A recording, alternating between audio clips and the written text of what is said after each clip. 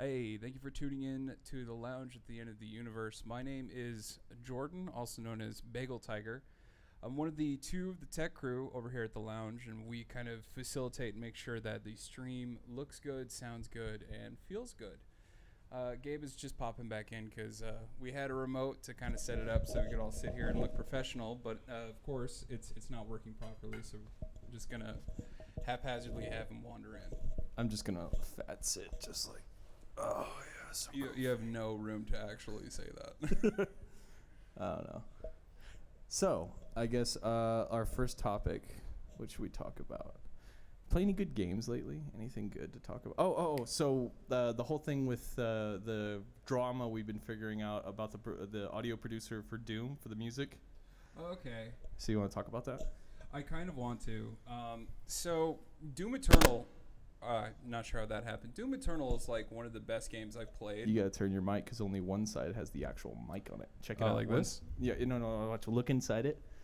That's Yeah, this one says back, and this says front. yeah. Yeah, so I'm talking into the front. Oh, okay. I'm an idiot. No, you're good. So Doom Eternal is probably like one of the best games I've played in like, I want to say a decade, next to like the original Doom. And the music in there was really good, except it sounded a little Crunchy. canned. And I was like, you know what? They're gonna come out with a audio with a soundtrack version of it. It's gonna sound great. And so the soundtrack came out with a collector's edition that I actually paid hard fucking cash money for, and that sounded like. Do you need a hand there, Jim? No. All right, cool. And that sounded like garbage. It sounded terrible, and that's not just coming from like a musician or audio engineer standpoint. It sounded bad. Like there was clipping in the actual recording, and I was like, who did this?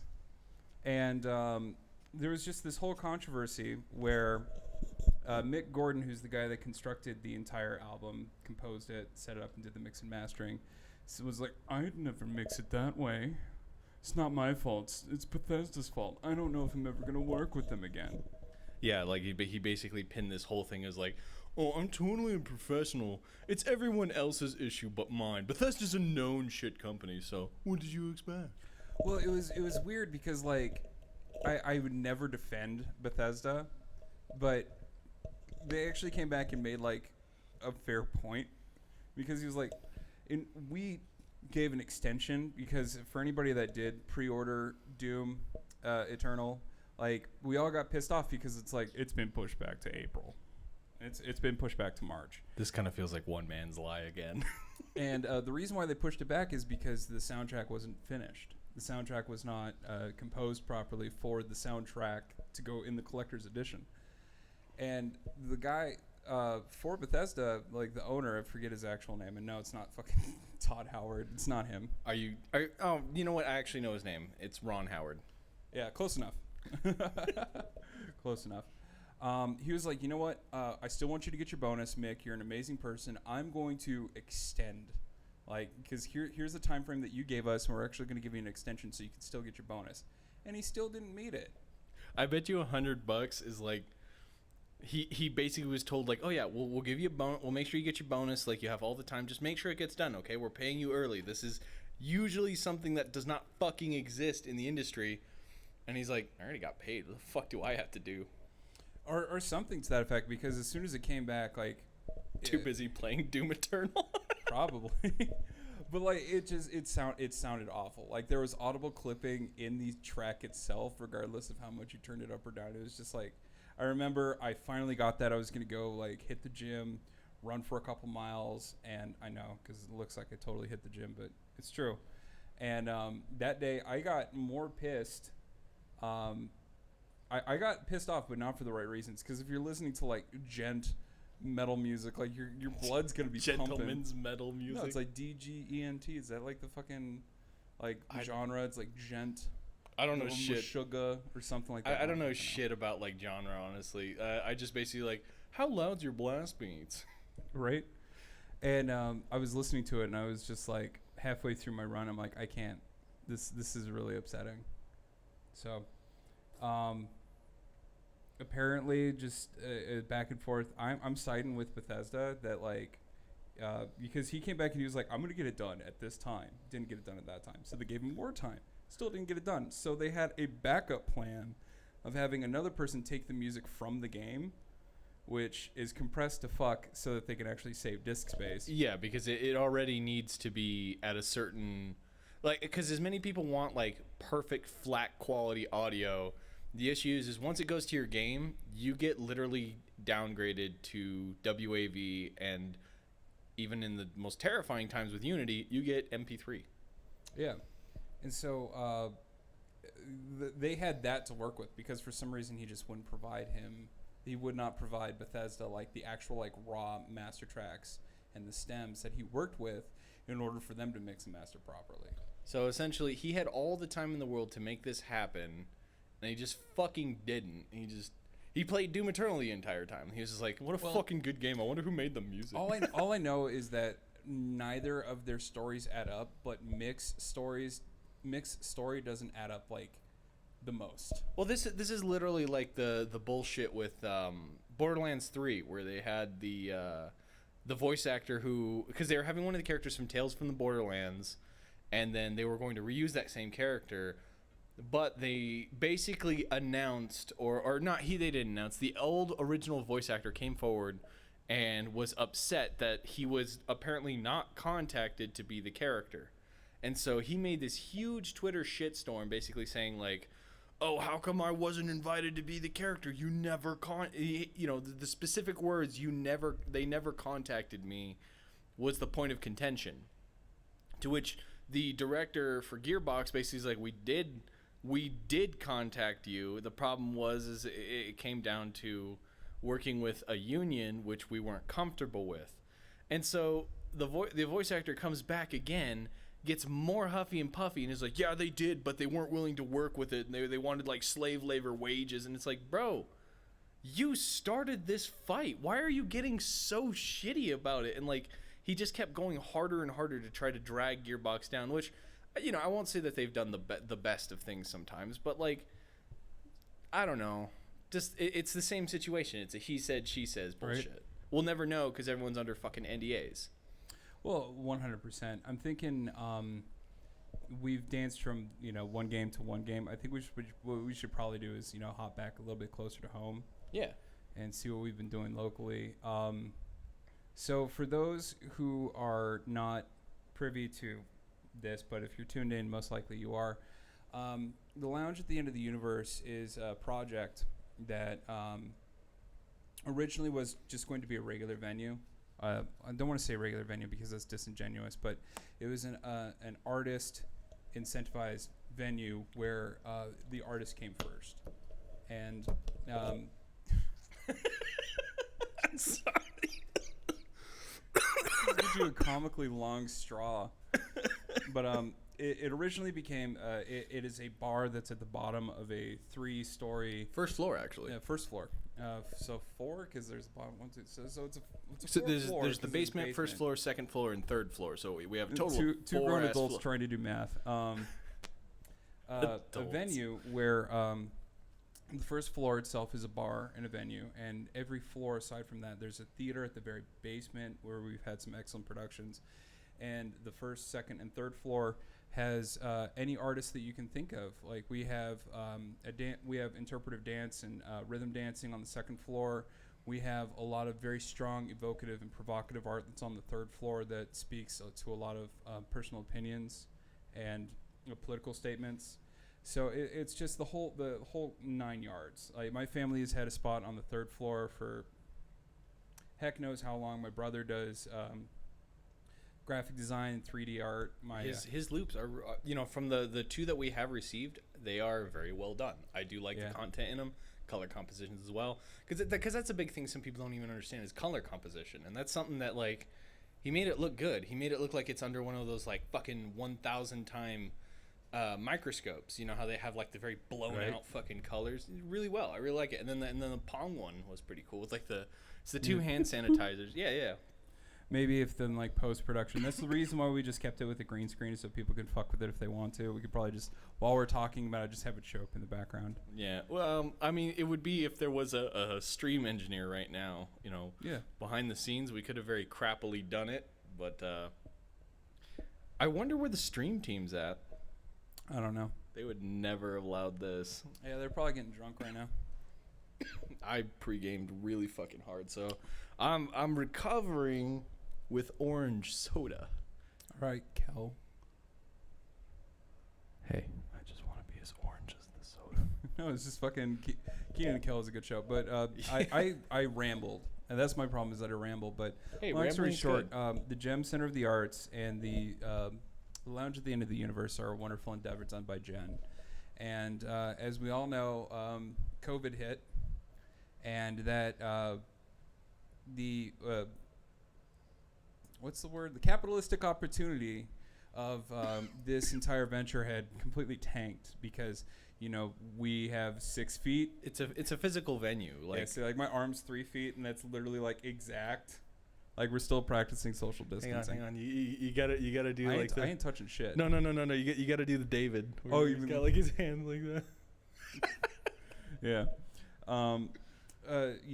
Where we couldn't have large events, we couldn't have a large gathering of people of more than 10. Especially with like a bar scene, like that's where people get holly jolly and close. Yeah, exactly. And so I'm not sure who approached who. I'm not sure if Jen had approached me or if I had approached Jen, but basically we had come to agreement that like, hey, Bagel's a nerd. Bagel knows how to do streaming shit. Hey, can we do some streaming shit for the lounge? Well, okay, so what happened is we had one fateful night where we had an artist come in and basically everything was in shambles. We had just gone into the quarantine, but like they wanted to have a private show that was still like entirely built up to be a live show. So they had all these fucking speakers, they had all these cords and wires, and all this loud shit funneled into a very quiet sound that went onto the stream. So none of it was gonna fucking work. So we both stepped in. Bagel brought me on, and speaking of which, he has been like the whole reason this has been going is like he's like, hey, do you want to help me out with like working stream tech and stuff like that? So I did.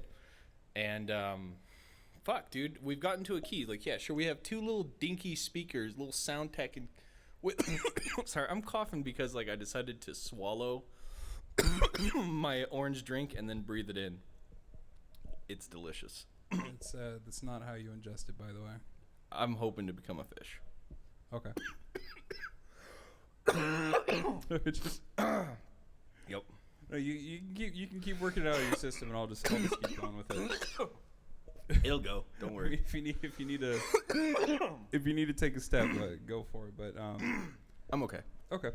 And so eventually, at one point, we had contacted each other to try and make this a thing to not only keep her events going, but to give local performers, local artists, the ability to still perform underneath a pandemic and still, keep the local scene alive. And that was the main kind of MO, the main goal of the whole reason that I wanted to delve into this is because, like, I don't think that there's a single place, at least locally, that has a leg up when it comes to like the concept of like streaming. Because the issue is like a lot of people did try to pivot and do what we do, where they got the green screen, they went through the stream tech, they tried to set everything up, chroma key.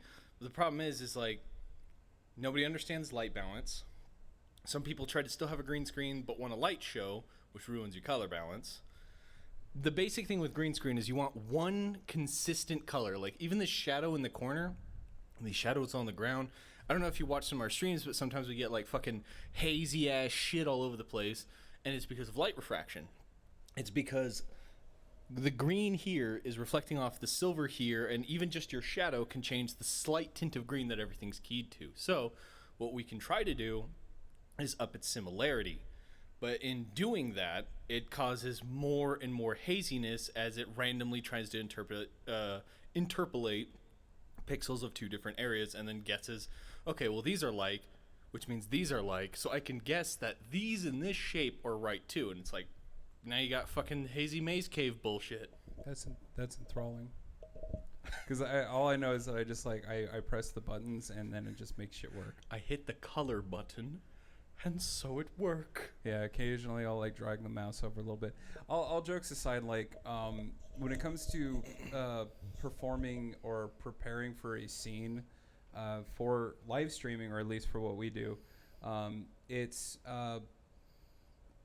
it's easier. I don't want to say it's easier. It takes less time, but it takes more mental energy than it would to set up for like a larger venue. Because for those who don't know, like my previous job before COVID hit is that I've been a stagehand. I've done audio. I've done visual. Like that's just kind of like the main thing that I did before this whole wonderful stuff happened. And then I started doing this as kind of like a way for me to still keep doing that without going insane in my room playing fucking Roblox for 12 hours a day. But yeah. yeah. It's been a wild ride. It's definitely been fun. It's been more fun than anything. Sometimes it's been getting a little stressful. My mind is absolutely drawing a blank. How's your day been going? It's been pretty well.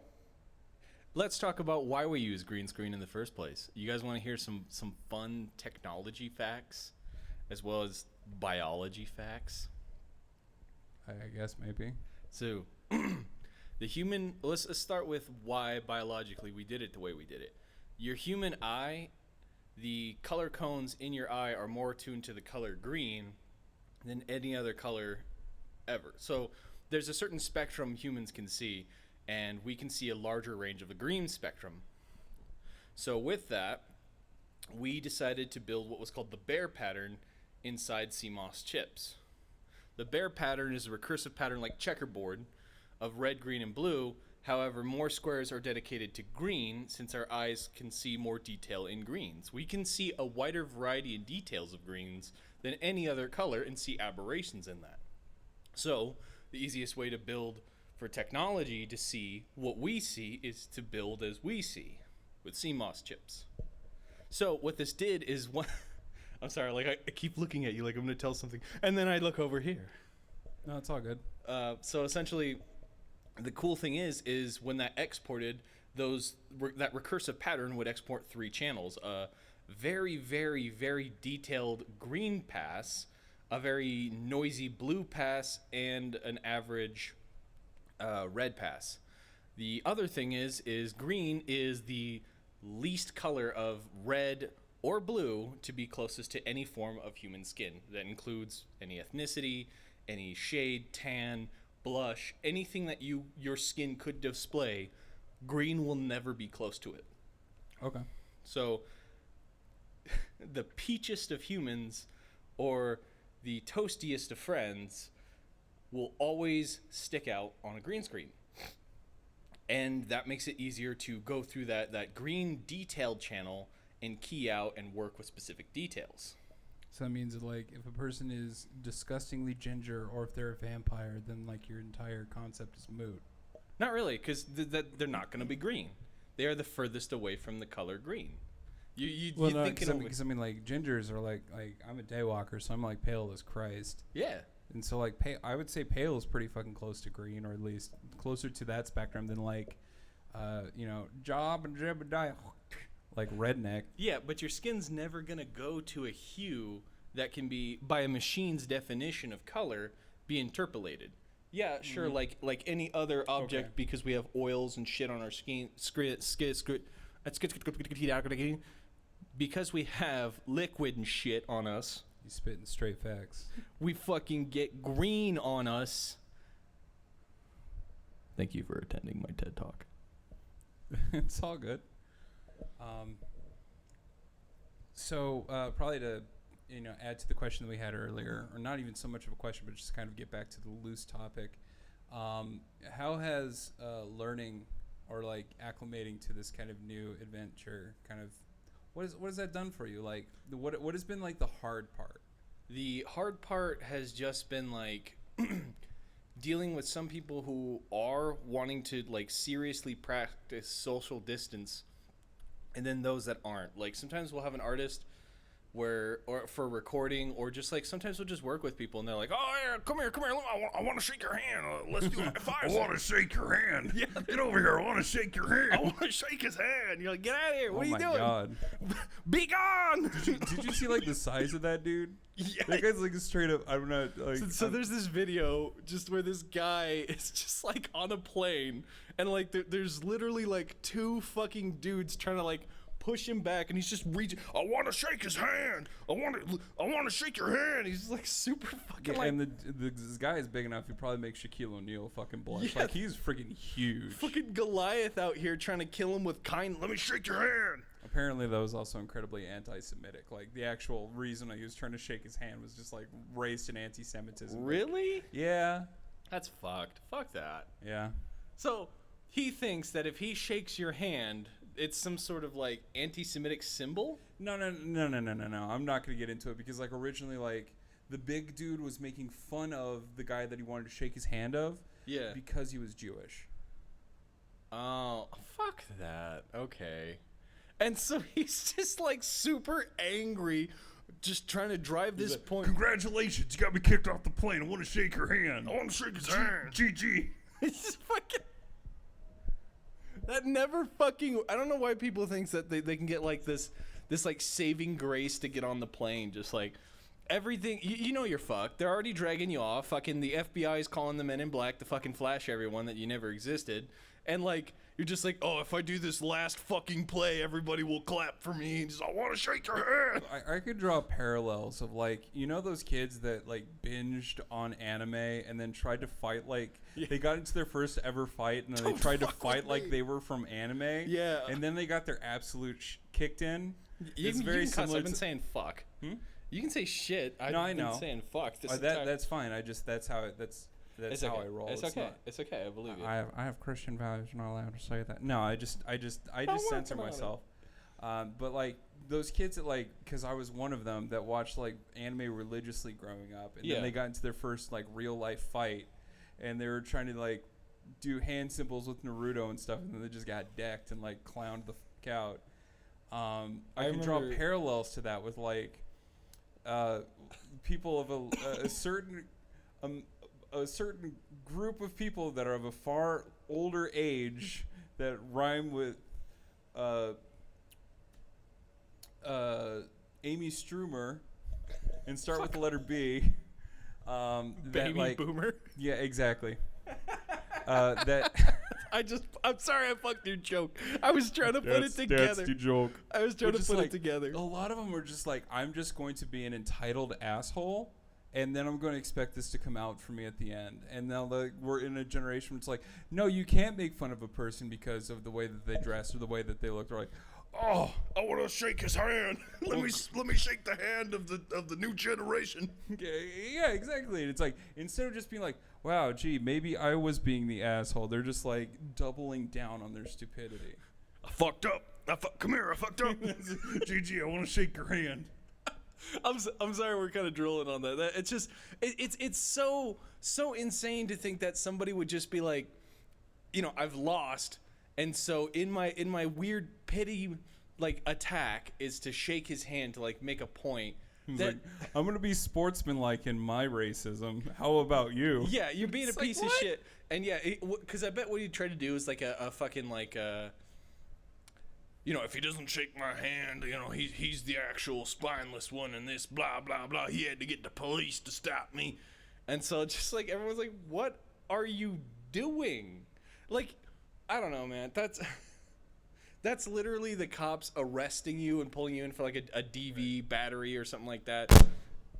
And just like as you're, it's okay. It's a haunted stream, dude. And like as you're being arrested and pulled into the car, like his arm just like shoots out of the window. Shake my hand. Yeah. I want to shake his hand. Like the cops get out. What the fuck? Freaking little pieces of glass just like embedded in his forearm. It just busts through a window. I don't get it. I don't get it. It's just like the same people that like think that it's just kosher, that it's okay to just unload on like a retail worker. Yeah. It's like, you don't have the right shoes that I'm looking for. Time for me to be an absolute bitch. And it's like, there are so many things in this world that you could be upset about, but you're mad because the one shoe that you're looking for in your size, in your color, is not there. It's like, come on. Like, this dude is getting paid. Here's the messed up part.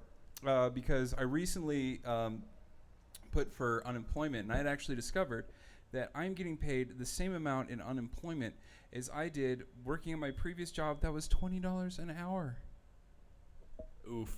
And so like for these people that, why do I say these people? For retail workers that work, at places like Kroger or Fred Meyer or Albertsons or Skechers, anywhere, like they're getting paid like maybe 9, maybe 10, 50 or 11 if they're lucky, or if they're maybe near a management position, to get like absolutely reamed and cussed out by some random person because like, you don't have toilet paper rolls. I need at least 30. That was another thing. So on the subject of paper rolls, I've made this joke quite a few times, but I've heard a lot of other people like either like do their own version of the joke or just like aberrations of it, or I've heard versions of it. But just like the whole thing with buying fuckloads of toilet paper at the end of it's just fucking the apocalypse, and the first thing you think to yourself is like, what if I got a shit, and what if I can't wipe? In what situation are you gonna be there? Right, 100%. I'm just sending another part of the. There we go. I've just been periodically sending like streams out. It's just, it really kind of shows the priorities. I'm watching the comments to make sure that we get people and if everybody's doing okay. Yeah, because that's what matters to me. No, that is true. Just like start a stream and just sit there in your nose down into the like fucking book and just be like, okay, so the whole stream is me making sure the stream is working. All right. No, that's what I did when I was like DJing for Thump TV. I think it was like the first or second week, like this whole thing was going through.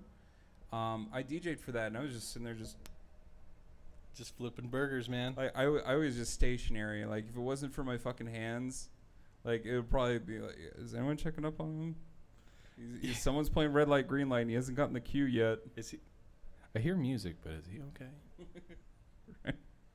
I've been watching this guy for about an hour. I'm liking what he's putting out, but like midway through the show, through some fucking magic of editing, you have to just like get your hands slower and slower, and like the mix is still going and crazy, and just like at some point somebody comes and just like it turns out it's like a cardboard cutout, and they just pick you up and walk off with it. It's the same thing with like what's his bucket? Because I watched Knife Party. And Knife Party is Pendulum, blah, blah, blah. I saw them back in like 2013, 2014 in San Francisco. And they have a great dynamic, which I kind of wish that I had, because Rob just like sits there and is a fucking skeleton. Like he is stalwart. He's just sitting there like doing the actual mix. Yeah. And then he has a person right next to him who's just like a fucking hype beast. It's just, all right, we're going to fucking jump in 3 seconds. 3, 2, 1. And I'm sorry, I forget his name, but like, it's the good dynamic, because if it's just one person that's just sitting there, just fucking like Bob Ross painting the fucking mixing board, it just looks boring. We're going to turn up the treble just a little bit. Some happy little treble over here. Yeah, just a nice little reverb. And if it's a little too much, that's okay. You know what? We're just going to cut to the next track. That'll be all right. Yeah, slow transit to the next track, and all right, put your fucking hands up. He grabs the mic. Hey everyone, I hope you're having a good time at my show, and I'd like it very much if you put your hands up for me. Right? Please clap. Fucking Jeb Bush. Please clap. That is. I want to shake your hand levels of like. That's what it is. It's this sense of pride. It's not even that. It's just like, okay, I watched the end of this episode of Naruto, and because he screamed for like 5 minutes and like did 50 fucking different hand gestures, he's going to win at the end. Yeah. Like, so there's that formulaic is just like A plus B equals C, and like a lot of people, especially from that demographic, are just like, okay, well if I say these things and I do these things, then this is going to be the result, right? And then it's not the result, and then they're just like, they just malfunction completely. Shake your hand, please clap. please clap your hands. That would be a fucking great drop. That would be a fantastic drop. Just like the bass is building up. I want you to clap your hands. Please clap. Man. Yeah, I want to find. I bet you there is, but I would love to find somebody who's used Jeb Bush "Please Clap" as a drop. I thought someone did at one point, and I forget what the song who was made by, but it's on SoundCloud. And I know the song is called "Please Collab." Oh. And like when it's when it's sped up, I thought it was "Please clap," but no, it's "Please collab." Because the whole song is about like a guy like hitting up like another artist like DM. He's like, "Your music's really good. We should hook up. Why won't you collab with me, bro?" And it's a pretty good track. I've slapped it a couple times, but yeah, I should probably do that. Why don't you fucking start slapping people, man? Yeah. It's just like come out here like a fucking baloney windmill slapping hard and make sure you start just fucking getting people Make going. me freaking spit out my goddamn baloney slap. Yeah, dude. Oh man, if you know what, I want to join starting today. I'm joining the DJ scene. I'm DJ Baloney Slaps. DJ Baloney's beats. It's me, DJ Oscar Meyer with the slaps. Jesus the fucking meat Christ. slaps, bro. That's how a lot of the industry is nowadays, because it's just like like bologna is just like super pre-manufactured, like Yeah. very little like human hands are touching it. So it's like a lot of artists are like, "Yo, here's this serum preset sample pack that you can purchase for $39.99," and they just construct like one track and like twist like two knobs. It's like, okay, it's done. I'm ready for my Emmy now. I'm ready for my Oscar. Please clap. Please clap. Like, this is just how it goes. Like I remember there was this magazine from like however fucking long ago, because they were talking about how the current generation, the millennial generation, is the cut and paste generation, and I cannot think that is a better way to fucking describe that generation. It's because the previous. So I've noticed that there was this entire generation of like growing creatives. They did amazing work. They created the foundation because that's what they wanted to do, was to create foundation and platform, so that way the same creativity that they started with, somebody could take and just like ignite something. The video game industry is a big one for that with asset flips.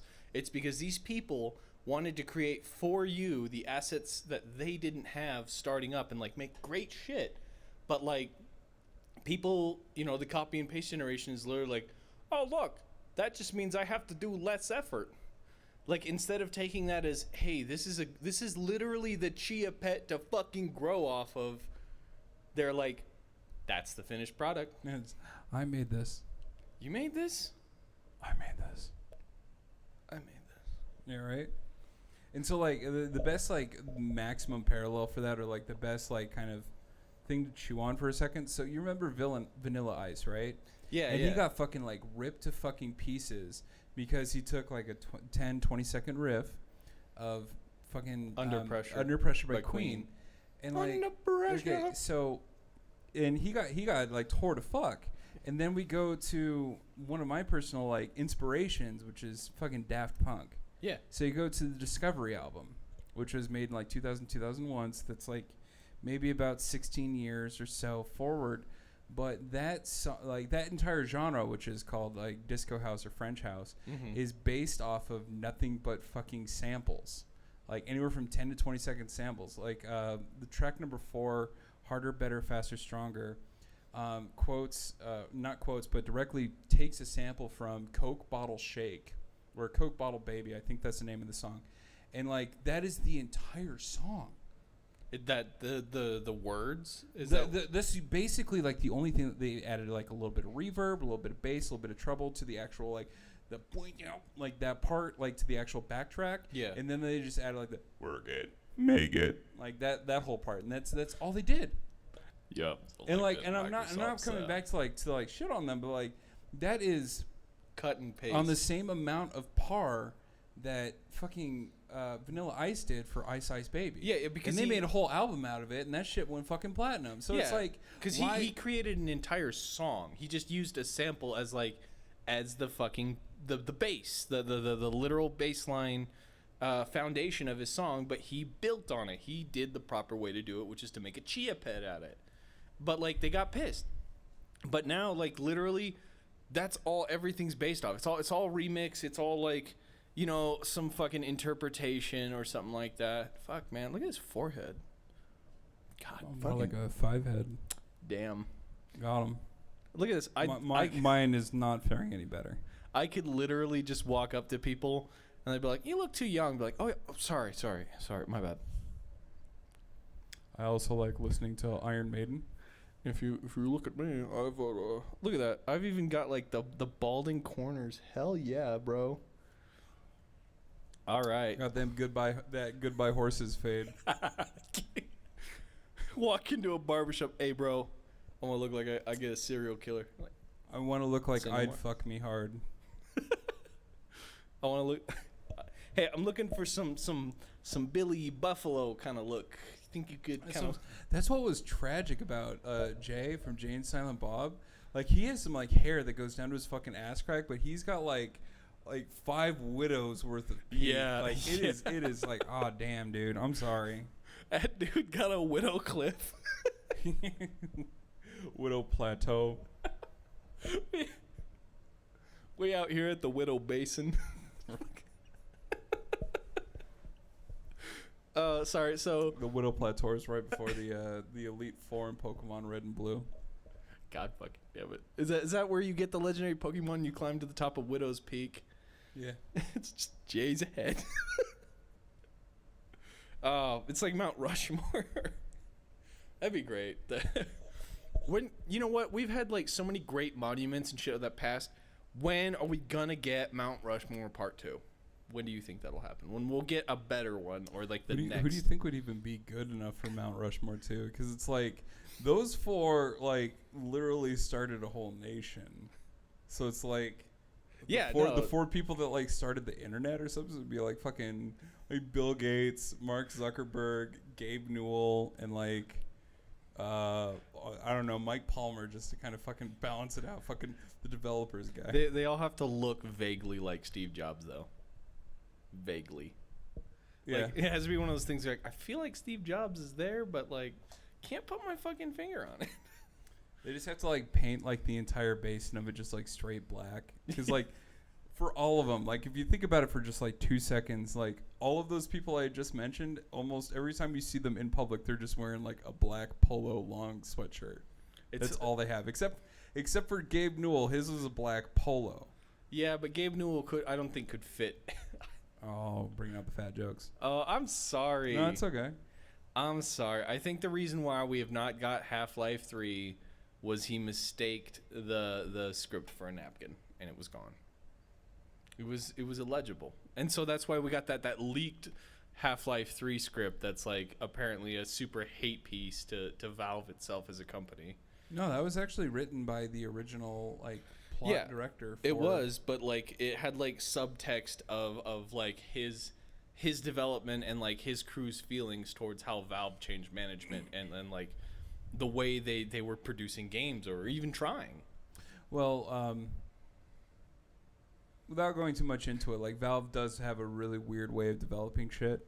Really weird it's like, well, I mean, it's weird, but it's also liberating because it's like, imagine if you're working at, I don't know, fucking McDonald's.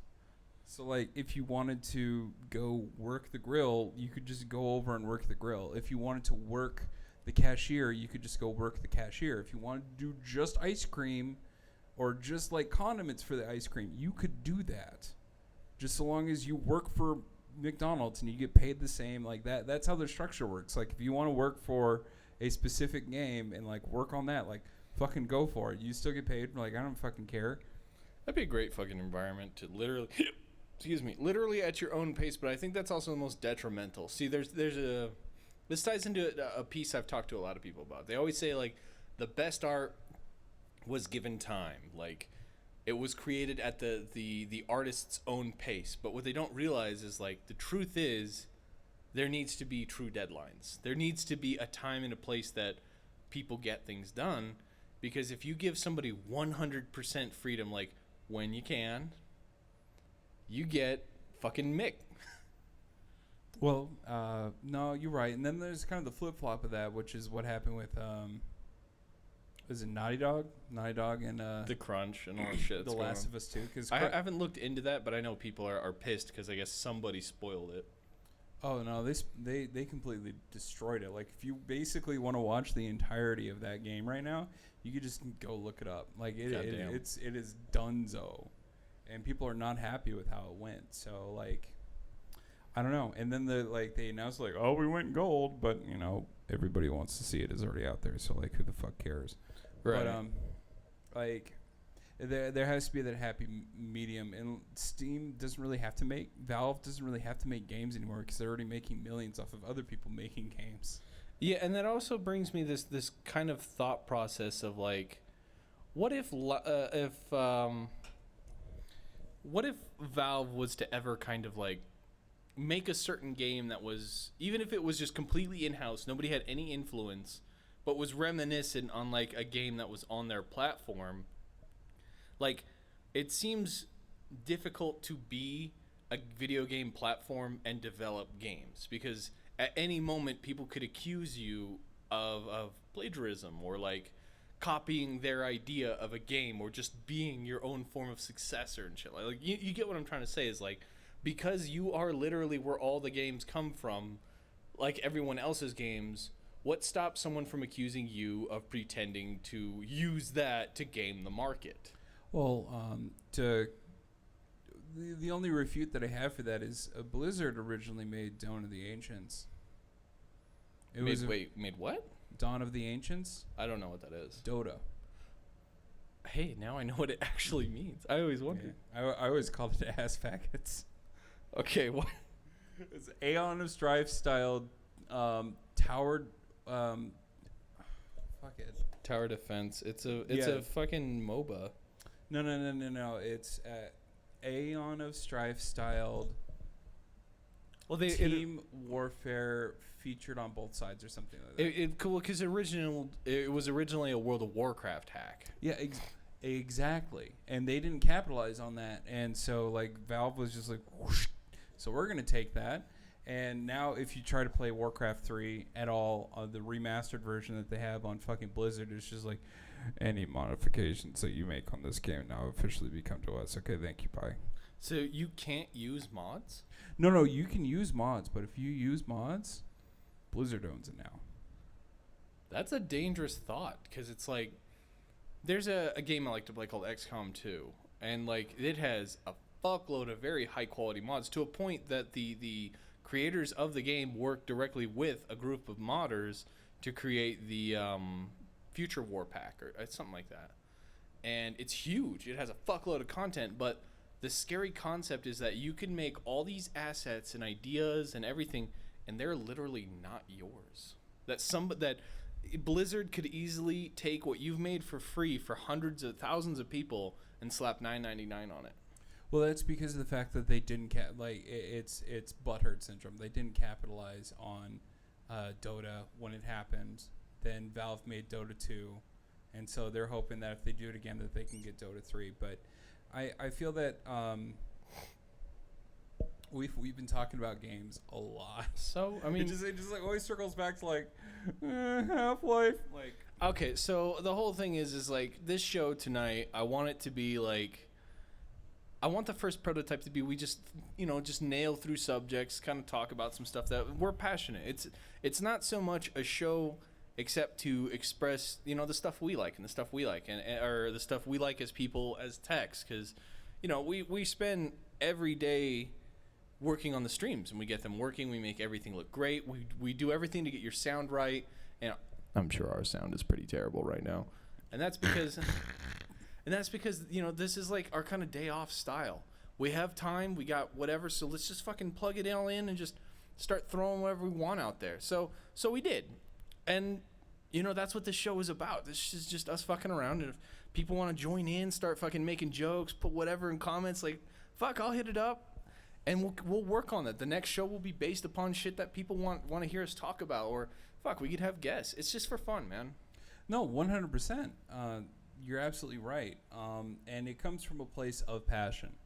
Like, all of everything that is encompassed the Lounge at the End of the Universe so far has been entangled with passion. Exactly. You know, and it's not, and passion is in terms of expression, not in terms of like making money. Because I want to make this 100% perfectly clear. There is no money to be made in this. We wish that there was, because this is a wonderful thing to do. The donations that we receive are a wonderful thing to receive. Those literally all go towards keeping the lights on. Yeah. And like the money that we get, I will do everything to try to still put that back in the lounge. We will try to bring in like friends, family, or like whoever we can who can bring something to the table for the lounge, a new mic, a cord, something we believe will help. Like the capture card and what we got for that came out of our own pocket to put back into the lounge, and that's so we could get a 4K camera to use HDMI in and record video games. Like, fuck, next time I can bring my Switch and literally have like frame in the bottom right, me kicking somebody's ass and Smash all fucking night.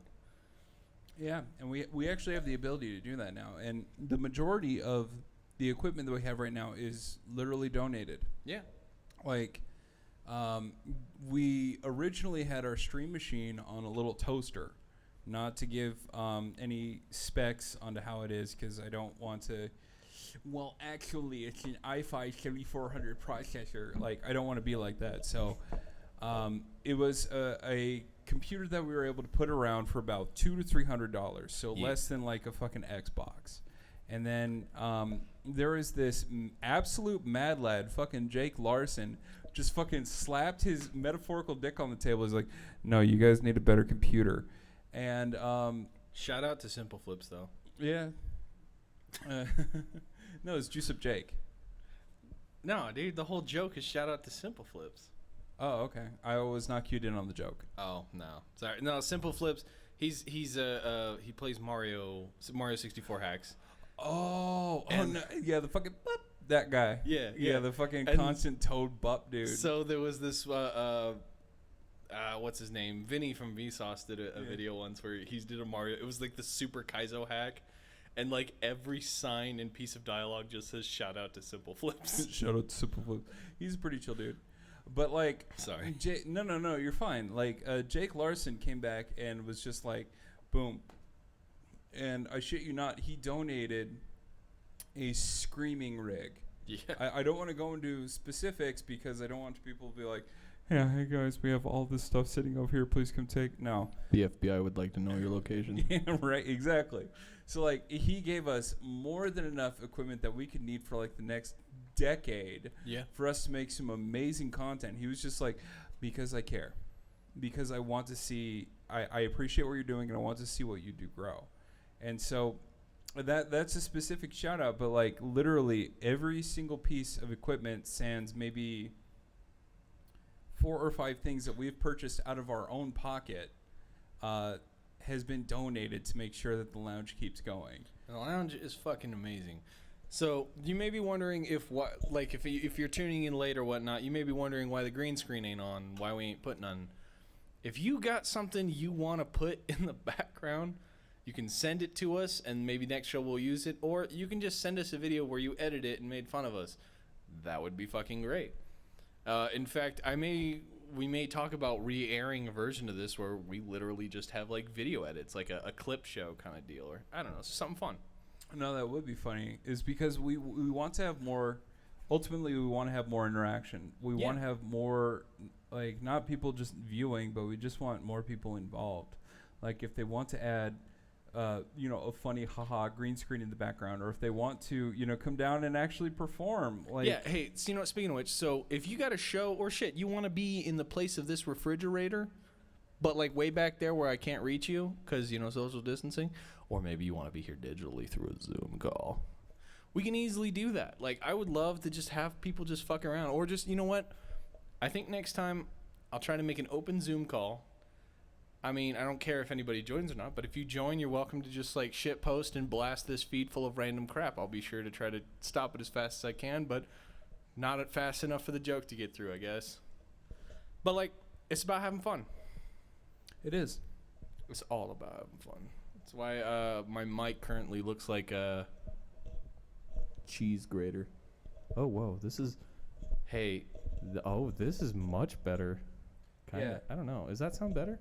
It definitely does sound better. Oh, no. It's like if I was speaking on this side and then over to this side. Well, you would think the side with the logo would be the one that like is the front, Because that's like the usual thing. but I guess not.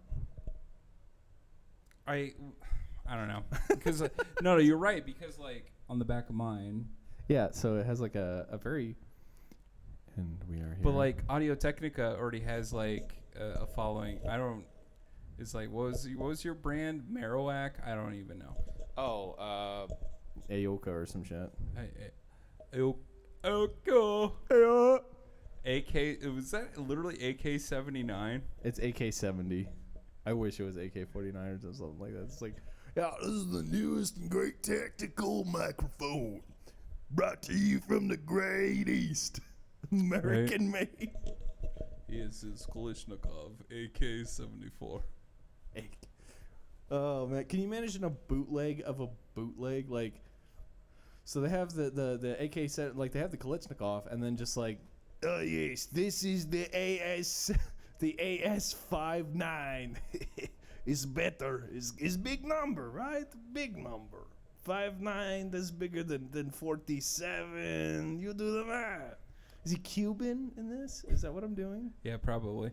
That's literally how a lot of shit happens. Oh Lord, I like how I keep looking. Like the reason I keep looking at the camera is like I keep wanting to look at my hair. So I'm trying something new where I don't wear a hat. I realize that I'm so unfamiliar with what the top of my head looks like. That I just want to avoid the camera at all times because I just don't want to accentuate the fact that my stomach looks like a freaking melted bag of marshmallows. This good bag of cocaine. Like, no, I don't want to fucking...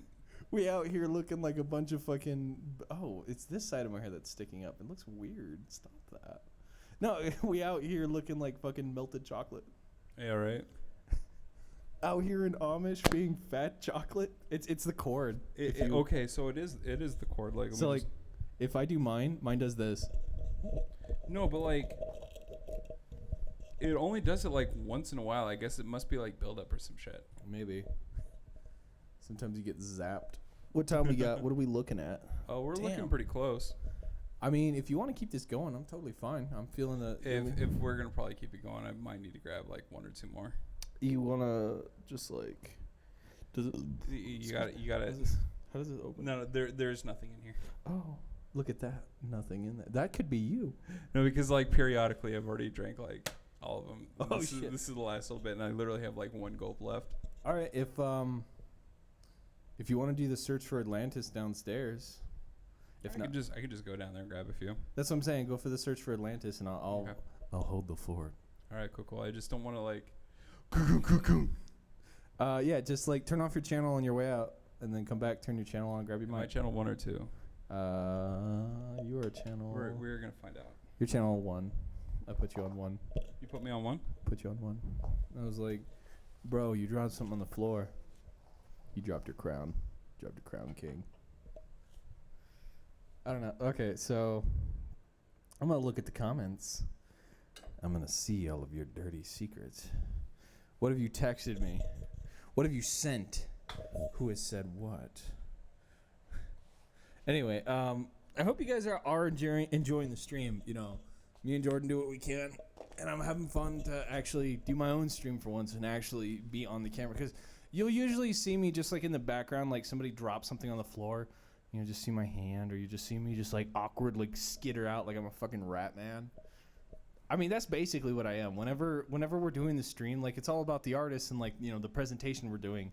And fucking rat man Gabriel comes out of the corner like, I make sure the green screen works. oh Lord. So yeah, I've been super excited to do all this because like working with all these different people, different artists can come in and like just the variety. We did opera. That's one I talk about quite a lot. If any of you have come down here before, you know that I keep gushing about like the time we recorded opera, which we will air soon. We're putting them together and we're gonna air it soon.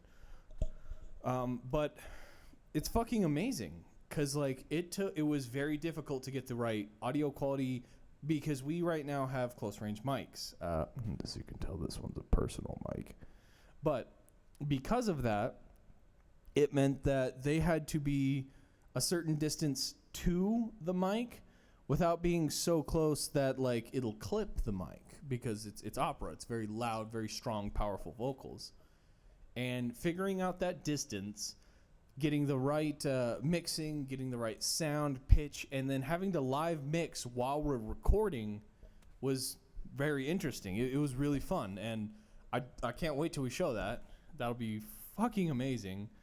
But like all these different things that I get to work with and see and build that experience, like I'm excited because that means like I can tackle anyone coming through here. We've had hip hop artists, we've had rap, we've had a guy who is a Zero, whose entire repertoire is very fast lyrical build. And I like that style, but it means that as he's hitting in, we have to make sure that his audio stays consistent, even if his voice cadence is one way or another, or the beat gets a little too hot, heavy, or something goes on. I have to live mix that like mid track, because it's not going to stay the same the whole through. You know, he might break down into like an acapella solo and just fucking hit it, and that's fucking dope. Also, shout out to Zero, dude. That dude was fucking cool. He's the one that we had Naruto and shit in the background. It's fucking good. Anyway, but like having these variety of artists here has shown me I can tackle rock, opera, country, rap. We had like EDM, synth pop, all this shit come in. And I say shit, and I don't mean that in a derogatory fashion. I come from a time and a place where instead of saying, oh, a lot, it's like, oh yeah, you have a bunch of shit. Like, that's fucking cool. I like this shit. This is good shit. Good shit.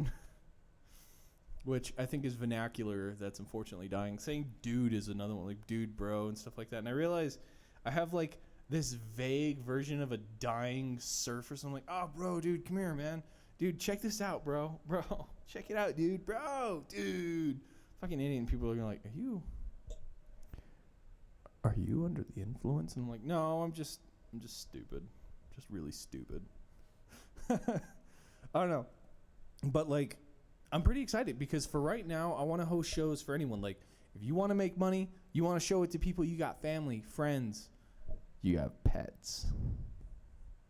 If you have anyone who watch you, like, now's the chance to show them. You could have family from another state. Like, I have family in Washington, and being able to, like, show them, like, hey, yeah, I work on these streams, and I've done this and this and this from way the fuck over there while still in quarantine. Or even if you have your family next door you can't see because of quarantine. Like, you could show them anything you want here. Oh, yeah, I was going to read comments. Let me go do that right now. On my trusty phone. Okay. Let's get there. Oh, hey. Actually, my grandma, my cousin posted some really good-looking food. That's delicious looking. Like, I wish I could watch that. Ooh, yeah. Ooh, yeah. Anyway, but like, so let me check the comments. We'll go here. We'll check this. All right, launch at the end of the universe. Stream team. I'll know if you've said anything dumb. Oh, it's literally pulling me to the event. No, that's not what I want. I want to see what people said. I want to shake your hand. Come on. Okay. Hey, can you pass me my phone really quick? It's just sitting behind the... Okay. I can yeet it? No, I can just get it. I just want to let you know I'm hopping in there real quick. Yeah. So Jordan's mysterious voice in the background, he's like, can you pass me my phone? Like, aren't you, like, right over there? It's over here. Just get it. Okay. Here's where I'm going to reveal. Okay, so the first one is from Robert Morgan. Good evening, let the band play on. No. Yay, tech and biofacts. Caller, did you know that octopus can see a higher range of light than we can? Hashtag growing up in the water. And then again with Lucy Lights. Wow, that's a combo. I bought stock in bidets. I'm doing great. Me too. Because nothing says, like, you know, I want to know the guy who just was sitting down with his pals or just sitting down at, like, a random area, and, like, he looks at his toilet, and he's like, man, washing my ass is so fucking inconvenient. I wish my toilet could spray water very violently with pulse and aim at my fucking taint. And like he goes and he starts building it. He starts designing and building this toilet. And I bet you the first prototype was literally like one of those like pressure things for your, the hose nozzles for like your garden hose. And he just like he has it like hooked up to a switch. And he's just sitting in his toilet like holding this lever. He's like, it is time. Fucking blows his ass. It's like, all right, I've learned the proper pressure. He's walking like a cowboy. Goes up to his buddy. He's like, dude, what's wrong? I was testing my bidet. Yeah, how'd that go, dude? That sounds exciting. I've learned what the human body can withstand. So what do you mean? I've learned the pressure that rips skin. All right, man. We'll just leave it at that. Get off my back. And then some company he went to. He goes, like, if you go to, like, any urinal or any kind of toilet, the major manufacturer and the major thing here is fucking Sloan. You'll read on everything. Like, it's kind of funny to think, like, you think Sloan, like, some fucking, like, Italian guy just comes in. He's like, I'll fix your fucking toilet. I'm the one who owns. Or like, imagine a toilet mob boss, if you will. He's Sloan. He owns every single fucking, like, toilet there is. He just pops on by and he's just like, hey man, I've given you the proper hookup, and so you offered us a little bit of money. Else, what's gonna happen to you is maybe your sinks don't work one day and your toilets don't flush. Can you imagine that as like a legit threat from fucking Sloan? The lord of the fucking toilet comes by. I have an offer your ass can't refuse. I don't know. That was always an interesting thing to figure out. Tangent aside, so this same guy who invented the bidet had to go to a company and pitch to them. He's like, okay, guys, listen to this. So my toilet sprays water into my asshole to clean it. And I'm pretty sure he got a lot of fucking no's for the longest time before one company's like, you know what? Fuck it. Yeah, I would love to be king clean ass. As if on cue. As if on cue for what? I'm here talking about fucking king clean ass. Oh shit. Excuse me? I'm sorry. I'm fucking around. Hey, you should be sorry. I'm I don't even know what you're apologizing for. I think that would be like the best boast to tell somebody. It's like someone's giving you shit and you're just like, at least my asshole is cleaner than yours. I'm like, yeah? Yeah. I have the kingest ass. I have the cleanest ass in all of King County. Jeez. Line them up, boys. We'll see who's been. My ass so clean every time I got to crack one. Oh, fucking A. That's fantastic. Anyway, how was your journey to Atlantis? What did you discover? It was pretty good. I was slightly worried because I was trying to find more, which I did. As everyone knows and will have. I don't know where I was going with that. That's fine. I was trying to find more, and I was worried because like I didn't see like we have a local bar downstairs, and technically it was closed. Oh, was she still here though? Well, at least you're tip certified to a degree. Yeah. Yeah. Yeah. Tipsy certified. Fuck off. All right. So, next topic, because my topic was originally bidets, and I went on a rant about the guy who invented the butthole sprayer. All right. Let's talk about McDonald's. You like McChickens? They're pretty good. McDonald's was actually kind of a staple for a while when I was in California. We're American, dude. McDonald's is always going to be a staple. A mixed staple. No. Nah. It was a staple when I used to live in California with a unsavory individual, and so no. So like chicken unsavory, like there's sweet and savory chicken. So this is some unsavory chicken. This is some salmon vanilla chicken. Salmonella chicken. It's just, can you imagine that? Just going to go buy like a pack of chicken and it's just like complete with salmonella. now with extra salmonella. Salmon vanilla. Oh man. You know, was it Super Size Me or which fucking documentary had it where they were trying to figure out which could children in this generation recognize more, and they were going through all these different pictures, and it was like McDonald's was more recognizable than Jesus. I don't know. I do know that Mario is more recognizable than Pikachu. Really? I know that much.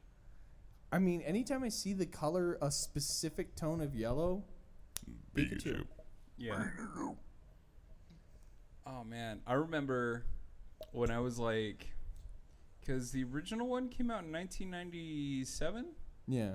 Okay, so I remember when I was pretty young. I was in Viridian Forest, and I came across my first Pikachu. Shat bricks. There it is. There. Hey, do you remember that fucking? Oh my god. The shiny Ponyta. There it is. Modest. Yeah, he's like, Because he's playing like 5 fucking yeah, Game Boy he Advance daisy SPs. changed, and he's playing them all together. Modest nature. Yes, like. Good. Yeah. Modest Congrats. nature. Bro, that's me. Modest nature. Here I am. Modest Mouse. Good band, by the way. It sucks that everyone will only know them for Float On because their music is very weird. It's very off tune, and like the drum beat and the guitar doing their own fucking thing. They polyrhythm. Circling back to kind of like the whole local stuff. So one of the main people that was the inspiration for Modest Mouse, Built to Spill. I've never heard of them. You should listen to them because they're Idaho born and raised. Maybe and they are like the main reason why Modest Mouse was a thing. Hey, what are they called? Spilled? Built to Spill. Built to Spill. It's time to come home and play a show. Yeah, hey, Built to Spill. In the infinitesimal chance that you're listening to this stream, we would love Specifically Built to Spill. Come on, guys, get in here. It's only Built to Spill. You are built for this stream. Like, fucking come play. Hey, so let's purchase some marketing right now and just get it specific. Where do they live? Let's figure out where they live and just put a billboard up there. Hey, Built to Spill, come to the lounge. How much is a billboard? Like, okay, this is gonna be weird. Who do you talk to put shit on the billboard? Without googling it, without looking it up on Google, because there was a time and a place that people had to put billboards on, and there wasn't Google. Who did you talk to? Where do you find that? I could probably, because one of my current postponed occupations is in the radio. I could probably figure out who to talk to for that. Because that's not using Google. I just need to use my connections. Okay, so moving away from you as a person, think back to like you're in the 90s, and you have to put up a billboard. Yeah. You're a fucking first tier business, and you need to make a billboard. You just talk to that guy. Who's that guy? He's that guy. He always shows up when you're not looking. Like you look away and he pops up. He's like, "Do you need advertising? Like, where did you come from?" Oh, you said advertising 3 times in a row, so I popped up. Billboard. He's some pencil dude comes in. Hello, I know a couple of friends who can advertise for you. I've got good discount on magenta paint. Magenta paint. You know, it sucks because I can't hear The nasally voice like this anymore. because like I grew up in an era where there was an entire character whose voice was that, and it was fucking Mandark from Dexter's Lab for me. Everyone has one, but mine was Mandark. Yeah, I could see that. You know, he always had the same note, the dun dun dun dun dun dun dun dun. Like he laughed like that. His theme was chew. when he coughs, his fucking it's this boy up here looking like iDubbbz I could see that. or Steve from fucking. There's this image where it's Steve and Roger, where it's like Roger from American Dad, but he's like dressed like Steve with like the little hair way back there. And people say it looks like Ian. It kills me. There's this whole thing where like there's trying to remember it, but like if you go back to like I think it was like the 2003 reboot, like there's a whole part where like apparently Mandark is technically trans. It's like Wait, my name's Susan. Oh yeah. Because like it was their origin. It was the origin of Mandark, where he was like this literal seed of evil born to hippies, and they thought it was a girl, so they called him Susan. And he had like long flowing hair, and like but he was like the seed of evil. Yeah, so he's like trans mask. Like I'm all for that shit. That's interesting. He's still Susan because he never renamed himself to Mandark. Yep. Which, speaking of which, that is the most fucking literal, like, I want to be a villain. Who do I call myself? Darkman. Man Dark. Yes, that is me. That's just like calling yourself fucking Lord Bad Guy or Lord Evil. I'm here to... Can we get some real supervillains just to finish off this year right now? Like, we're threatening all this shit going on. We got the coronavirus. Can we just get a supervillain? Just, come on. Just somebody we can get mad at. Like a real supervillain. Yeah. Cause I mean, like, even for what's his name, the fucking Dorito in Chief, like, he's literally like the same thing that happened with like George Bush. It's like all this shit is happening, and we can try to blame it on him, but he's just like basically a puppet for all that shit. Yeah. I mean, he's a businessman. He knows how to be a mouthpiece, and he knows when to take a fall. Like, this is where I have a lot of opposing views with people. Is like, Trump's not as dumb as he appears, because part of the illusion is to make yourself look stupid. If you 100% can make people believe you're an idiot, they will never take you seriously. And you can do shit. So it's been something I've done before, and I've tested when I was younger. Play the idiot to completely new people and endear yourself to them. They'll never take you seriously. So when shit does go awry, when you do something crazy, they won't believe it's you. They'll think that some higher power is pulling your strings, and it could be you. But it works both ways in that something can actually happen, and you can play the idiot. You can be the idiot. Or you can do something and just play the idiot, and people will think higher powers. I do sincerely remember like a hodgepodge, like a whole shit ton of fucking Flash animations making fun of George Bush back in like 2000. Was it 2000 to 2008? Yeah. There's the entire where they did. It's time to bomb Saddam. Bomb. He had a fucking entire show made about himself. Fucking, what was it, Little Bush? Yeah. Little George or whatever? I think that was on Comedy Central or MTV or It was on Comedy Central. Yeah, Little Bush. And all he did, I just want to be a fucking moron all fucking day. I'm just going to do this terrible George Bush impression. I think watch me hit this drive. On that note, I think my favorite George Bush impression, and it's shitty because like it's going to be from a show everyone's going to be like, what the fuck? It's from Family Guy. My favorite joke is when shit's going down and they're like, George Bush, please come out of the treehouse. No, I don't want to come out of the treehouse. I just want to stay up here in the treehouse. You got to come down and be the president. No. I just want to be up in the treehouse. Like, I fucking love that thought of just somebody entirely powerful and supposed to be serious, and he's just being a little kid. No, I don't want to come out of my room. I'm not coming out the closet. Yeah. That shit. It's literally the same thing. Just like fucking South Park can try and come back and think Tom that they're like Cruise. fucking above goddamn Seth MacFarlane, but nah. Okay, so on the topic of satire and like stupidity, shifting a bit on still comedy, I can't hear Tom Cruise anymore without thinking back to it's called Skooks, and it was supposed to be an aberration of Scooby Doo, and they just Poor Tom they just Cruise. have this whole line that's like Scientologist got Tom Cruise, poor Tom Cruise. Yeah, I don't know, dude. Like those two are woefully intertwined into my fucking memoir. There'll be a time in my life that I'll just write this like very practical novel, like it'll be enthralling and tell the story of it, and there'll just be this one time like, I remember when I watched a video, Scientologist got Tom Cruise. Poor Tom Cruise. What the fuck? And then if it gets read, I would love it to be by like somebody with a very, very like southern like, Dear Martha, I'm here at the front lines. Just like red like that for no fucking reason. I can smell you. I can smell you. I'm creeping around right now. Well, those are internet quotes. I'm not sure if a whole lot of people are gonna get that. I don't get It's internet quotes from like what, fucking 8 years ago. So what I'm gonna start doing is I'm gonna create a separate YouTube, just specifically for like the kind of shows that I want not to be separate from the lounge, but kind of like do my own thing as well at the lounge. You know, still repping the lounge, but I'm pining on my own. I'm being a big boy now. That was a pun intended. I know it was. Yeah, it was. It was. Don't tell him I didn't really catch that. I'm not telling anybody. I just know it. I know. But yeah, so I might just make my own like internet podcast where I'm never gonna put on I'd never want to actually put on a green screen because I think it'd be just hilarious that, you know, if it does become endearing and somebody has fun with it, like shit, man, throw dicks up there, dicks out for me.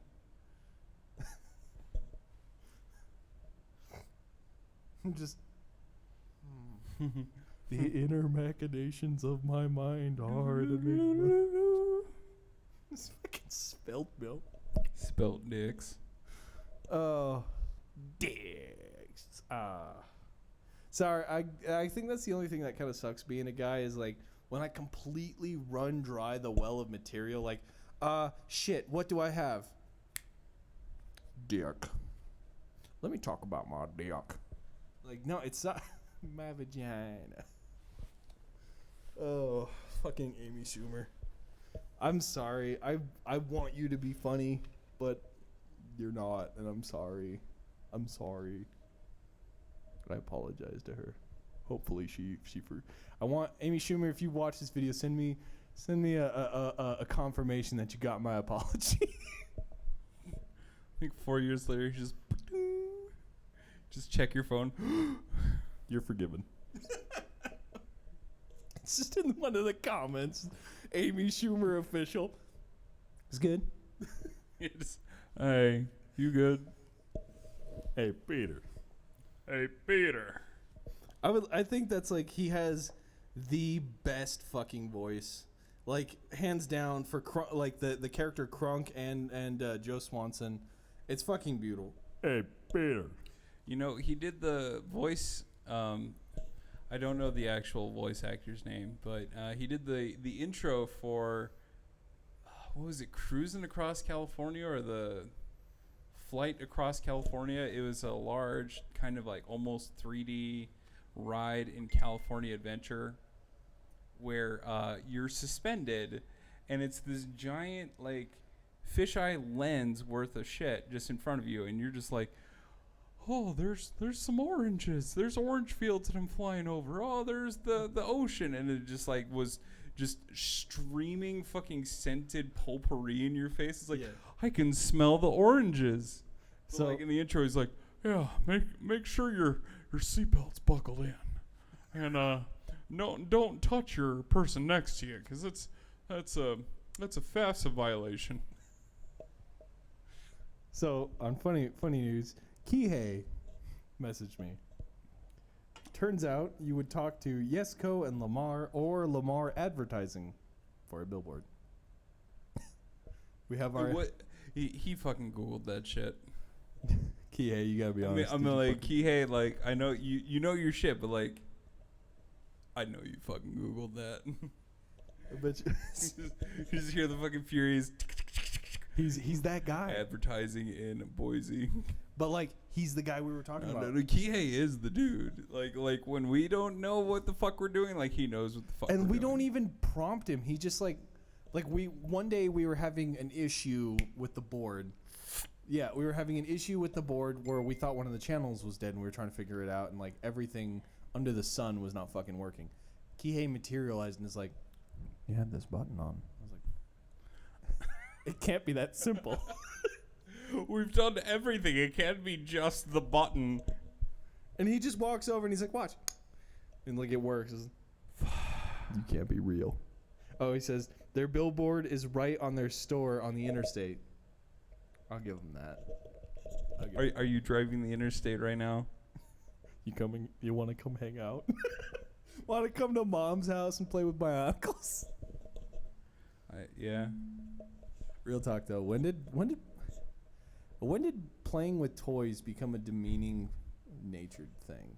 When video games became more popular. But like, all right, here's what I'm gonna show my fucking power level. I have 3 tubs filled with Bionicles, and I own every Bionicle there ever was produced. I mean, that's 100% right, but like, when did Bionicle stop production? 2012, Okay, Bionicle stopped production around 2012. and then they rebooted in like 2015. They did? Yeah, and it came back, and it was really bad because it wasn't advertised. So, okay, here's a weird tangent. Oh, shit. So, Lego has been trying to build a unified system for Technic action figures, you know, the ball and socket kind of build. And they call it the CCBS, which is a character and creature building system.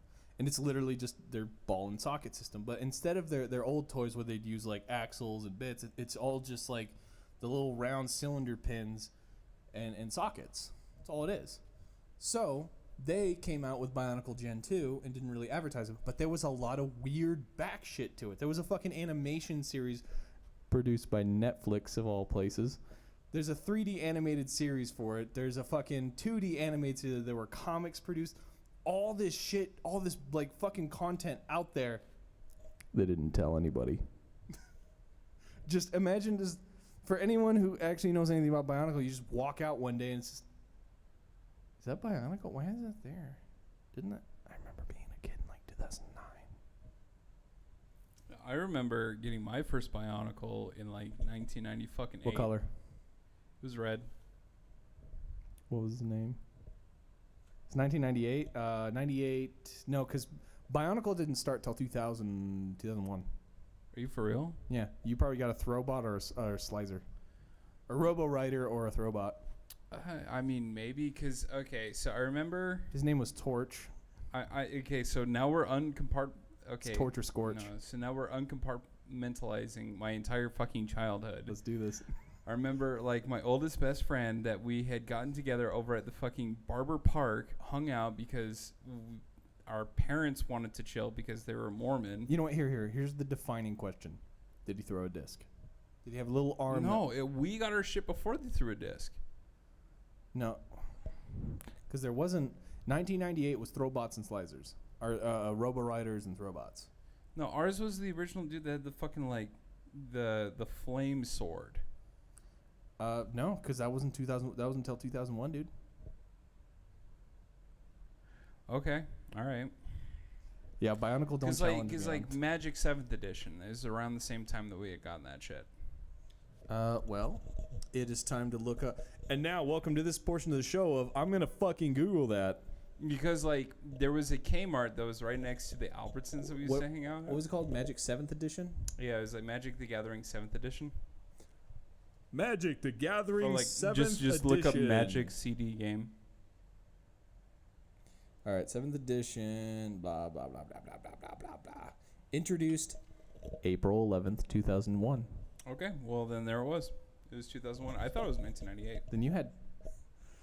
So Bionicle was something that as a kid I got really obsessed with, and it unfortunately has bled over to being an adult having a lot of useless fucking knowledge. So people be like, yeah, when I was a kid, I had Bionicle. I'm like, what year? Like, I don't know. I had it in 2001. You had Tahoe. It was Tahoe. Yeah. Because it was the one with the flame sword. Yes. And we had almost the entire set. Yep. Tahoe, Liwa, Anua, Liwa. God, I know all of the names, and I'm fucking everything. I'm a fucking man-child. You know what I do? You know what I used to make money off of? So I have a Shapeways store where I have exact, perfect, custom model. Like, I made them myself with a pair of calipers and a shitty engineering degree that doesn't mean anything. And I make custom 3D printed Bionicle parts. And they're still being sold, but I just don't make money off them anymore because I got contacted about it, and I don't collect money on them anymore. Well, I never did. I collected like maybe a penny once. A penny. Now, I'm balding. Yeah. You know what? I need to make a cam and just like make it Gabe's balding cam. No, that's what happens in post-production where it's just like whenever you do something like funny or wacky, it just instantly zooms in. I can't do it as well as you do. Yeah. You do it. You know how to do it. Come on. Do the clown. Do what? Do the fucking clown. No. I don't know. I can't do it as well as he does. New topic. So, Bionicle aside, what was one of your favorite toys growing up as a kid? Oh, shit. I remember, I think I had a birthday that was before that. Yeah, it's probably, shit. That means that we had a friendship going for a while because we got, I had, it was Pokemon. It was this giant plush, like, Pikachu that was like, I kid you not, it was probably like this high or this high. Like, it was pretty fucking big. Like, I fucking took that shit almost everywhere. A picture frame of what? No, it wasn't a picture frame. It was a plush. It was a Pikachu plush. Oh, sorry. I didn't catch that. Sorry. Kihei messaged me, and I was just like, shit, I toned out. That's fucking dope, though. I had a Pokemon. You remember the Pokemon stopwatch? The one that was, like, super fucking expensive, but it had, like, a custom Ash voice and everything? They were like, okay, you know what? It's time for that time again, boys. Pokemon stopwatch with Ash's voice. What was that thing? I'll find it. It was a fucking badass watch. Shopping. Damn. Images? I did not make. I swear to fucking God, I am not making this up. Maybe stopwatch. Maybe it's because it was something. You go ahead and tell me whatever you want to tell me. I'll find this. I don't know. I'm just waiting. He's waiting for me to find. Oh, whoops! It click maps. Maybe it'll show me where to get it again. Shopping. No. I think there's one that was made for X and Y. So there was a stopwatch that had Ash's voice. Yeah, it was Okay. actually voiced by them for like everything. Okay, no, I 100% believe you. And it was one of my first like ever anything like Pokemon paraphernalia, and I was so stoked with that thing that it became like, because I got, it wasn't that I was really good at Pokemon, it's just that I had really good cards, and I intentionally fought the poor kids. I'd custom, because we'd always do the thing like you'd put cards up, and then like if you lost, I took your fucking cards. And so I'd bet the stopwatch every fucking time I could. I'd be like, all right, come on, you want the stopwatch? Look at that, it fucking talks. It's got Ash's voice. It's fucking cool, isn't it? And like it would draw in all of the shitty kids who couldn't have nice things, and to just be like, oh yeah, I'll definitely battle you for that watch. I got it. And fucking whoop their ass. It was before Mewtwo was a thing. I had. I mean, if it was before Mewtwo was a thing, then that's like. It was Gen 1. That is Gen 1. Yeah, it was Gen 1. Because the games, I remember like I had the yellow one with the really fat potato Pikachu on the front. Pokemon Yellow. Yellow version. Literally yellow, yeah. Oh my God, we went from fucking primary ass colors to. They're gonna run out of material because they got like. Yeah, you know what they did? Because they stopped because they started going like Pokemon X, Pokemon Y. That's not a fucking color. Yeah, they were gonna be. You know what? I'm gonna be an old ass fucking man. Like, I'm gonna look out my window, all crotchety and shitty, and it's gonna be like, no Pokemon, and Pokemon, where it's just like wave fronts. Instead, I can see that. it's just a wave front. Yeah. And like the Pokemon, it's not even just like because like Pokemon are getting more weirdly anthropomorphic. They're like their ultimate evolved forms are no longer animals. It's just dudes. It's just guys. So it's just gonna be. They're all gonna be fighting type, all of them. They're all just gonna be a bunch of like really ripped dudes, and pretty much like everything else in this world is just gonna come back to JoJo. They're just stands. I mean, you're not wrong because like. Especially for like the fire starter types, like all of them, like since after Typhlosion, I think, which was like second or third gen. Like all of them have just been firefighting, anthropomorphic dudes. Like we'll be able to kick the shit out of you.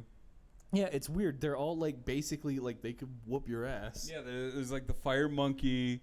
There's the fire bunny. There's the fire like fox. The one that has the stick. Oh, Braxian. Braxen. I don't know if that one was firefighting, but all the ones. No, it's fucking. No, it's the fucking the Blaziken. And then there's the boar. There was Tepig Embor or whatever. He's just really fucking he's just literally a buff dude. He's fucking. Yeah, that's what I'm saying. It's just always firefighting. Do they always be? Is it fighting? I think Incineroar is the only one. Fire/fighting. Oh. Every single one of them. Blaziken, the fucking boar that we were talking about, all of them. Blaziken's fighting? Yeah. Oh shit. And Incineroar literally got the fucking WWE belt. Incineroar, there you go. Exactly, like all of them firefighting. And so like as soon as we got like the fucking the new bunny one that came out, and this one's firefighting. It's just he's firefighting again. Yeah, it is. Oh Lord. It's too much. I think really Pokemon's running out of Kihei just commented Pokemon plaid. Pokemon plaid green and plaid. This is the closest that we've gotten to Pokemon plaid because like it's in fucking England. They've gone to plaid. And the fucking the Scottish. Yeah, the fucking we Irish. You fucking kick you the shit out of your fucking cunt. Like that is having a main character. Yeah. I'll bash you fucking head and swear on me mom.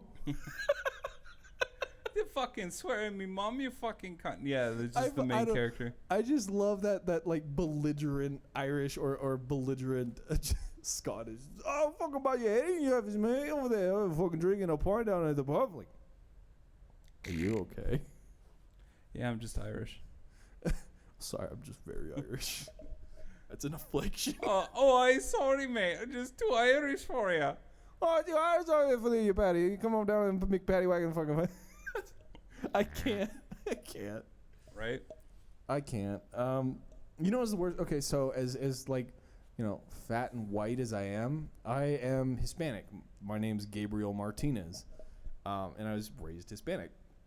And the craziest thing to learn is that English is like a very fucked language. It's very like the lips, the tongue, and the teeth. Like it requires the most. The lips, the tongue, the tip of the teeth.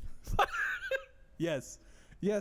And that's because the English language, especially when you want to talk really fast or talk anything like this, you have to just really just like wobble and wibble your tongue and shit like that and just like slap it all around to get word parts out. Whereas like Spanish is just. Why do you think like white people like stan Eminem so much? Eminem's the best rapper. Eminem's like my life. Eminem just narrates my life.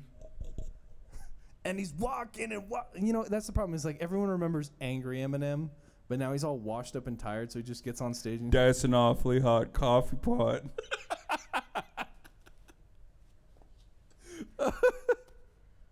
I think you're too far gone right now. No, that's like his whole thing is just inconvenienced in life. Now he's too rich. At one point there was like the legal battle for his daughter, the fucking thing with his mom trying to make a rap battle or a rap album, like just shit after shit. And then like when it all dried up, and because it is possible, he made too much money. I think what happened, like if you just putting the tinfoil on for like 2 seconds, it like he was really good. He was like the social epicenter of like mid like 2000s. Yeah, he was. He was like controversy. Every suburban white kid was just like. They all want to be the new Slim Shady. Till the bones come out. Like, that's all that they were fucking listening to. So everyone was just like, we'll give you money. The higher-ups were like, we'll give you money. We'll give you whatever you need. But when the time comes, you'll have to pay that price. Yeah. And so, like, afterwards, he's just like, that's an awfully hot coffee pot. It's a good time. Because he just, like, came out of nowhere. He's just like, I'm going to try doing a freestyle album. Ripping on Trump and everyone. He's just like he was like so like with what he was rapping It was with very previously. unfocused. No, not only was it unfocused, it was very like. I don't want to say pro-Trump, but like. He didn't know how, because he was supposed to be against Trump, but he didn't really know how to articulate it because he didn't know how to do it without being like super angry. And angry Eminem just goes back to controversial Eminem, and that's controversial Eminem. His whole shtick is like, I'm gonna stick a hamster up my butthole and like bust a fat nut. His whole style is like, I'm gonna make people hate me, so that way they despise the thing I stand for. And it just became pro-Trump. I mean, back in the day, that's like kind of what he rolled for. Because like, if I can roll back the clock, everybody else that I knew that like stand for Trump, that stand for Eminem like super hard, they're like, yeah, I vote for Trump. All right, cool. Okay, Hamza Ishka. Oh, Hamza. Oh, hi, Hamza. How you doing? You guys need to post the full vid. I want to watch this, but busy with Mother's Day shenanigans. Don't worry, we will. Yeah, no, this whole thing, like, you're right. We probably should not have done this on Mother's Day, but it'll be there. Nah, you know what? Because, like, we both ain't got moms, dude. It's just us. Yeah, but basically, right? My mom's in a coffee pot. my mom's in an awfully hot coffee pot. God damn it. He brought it back, the fucking lad. Jesus fucking Christ. He brought it back from nowhere. Fucking rocking from Potato, Idaho. Here comes Jordan. No, but like, so all jokes aside, like, you know, your mom straight up like peeps be getting deep sixed, and like mine's like ape shit. I'm not gonna get too much more into that, but she's just going bonkers. So my mom is in a coffee pot. Your mom is the coffee pot. No, she's on. I wish she was on some fucking pot. I mean, you should chill the fuck out. Nah, cause like I see her personality type. That's anxiety. She'll be like my brother who fucking like came. All right, so I'm a real talk right now. I got a bunch of brothers, and Chris is one of them. And I've been trying to like slowly make it a thing, but like I want everyone to tell Chris he's a fucking nerd.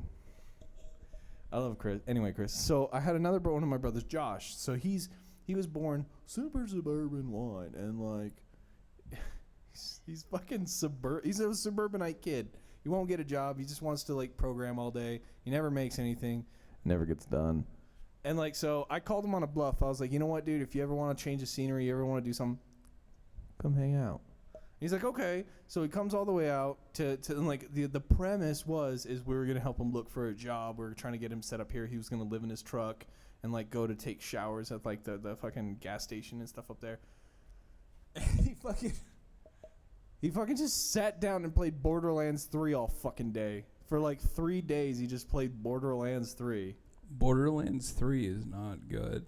Like I've played that with people that I legitimately care about, and Borderlands 3 is not that good. Is not good. No, it's not binge worthy. It's not. It's because it's like the planet system was cool, but like Pandora. There's no planet system. Just like strip it down. Like it's worse than fucking Borderlands 2. It's just a zone selection. Only unlike in Borderlands 2, where literally you could traverse, like, because there's a mission where you basically have to do the One Ring journey. You have to, from basically the start of the game, make it all the way to the area where it's all destroyed from like Jack's mining and shit, and you have to climb all the way to that area where the volcano's at, and it's like a One Ring thing, but you can't get hit. You can't use fast travel. All right, I'm stripping it all down though. Like it's not. Because it's not interconnected. It's not even the fact that it's like interconnected. It's just like it's literally just Borderlands 2. Yeah. It's trying to be Borderlands 2, but it can't. It's Borderlands 2 with extra steps. Right. Yeah, and like, anyway, he just sat there and played Borderlands 3. So I was like, all right, I had a rough day at work. I want to get high. And I'm like, hey, Josh, you want to get high with me? He's like, oh, boy, would I? Like, so before... Oh, golly gee willikers, give me some of that ganja. I was just like, okay, bud. Okay, so first off, there are some rules. My first question is have you been high before? He's like, oh, yeah, dude, I took a bong rip at one of my friends. It was super fun. I'm like, well, fuck, taking it to the head like that? That's that's a lot. Like, taking a bong rip isn't like, you know, okay, you know, I'm a little buzzed or whatever. No, it's like, I gotta sit down. Yeah. And so I gave him a little bit, and I had a lot.